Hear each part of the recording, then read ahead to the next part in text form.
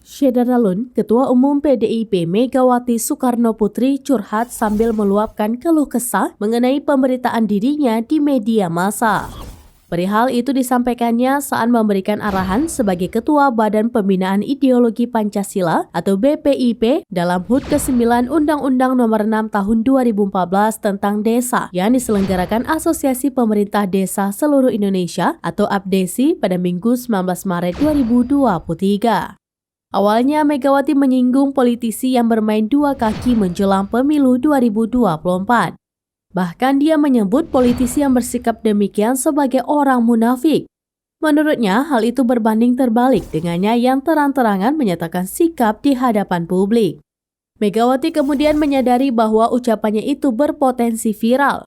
Namun dia merasa sudah kebal menghadapi berbagai pemberitaan yang dianggapnya sebagai perundungan. Selain merasa dibuli atau dirundung, Megawati juga mengaku tahu bahwa wartawan seperti itu merupakan suruhan pihak tertentu. Sikap seperti itu juga dianggap Megawati tidak mencerminkan nilai-nilai Pancasila dan kode etik jurnalistik. Saking kesalnya, dia sampai salah menyebut kode etik jurnalistik menjadi kode edit jurnalistik.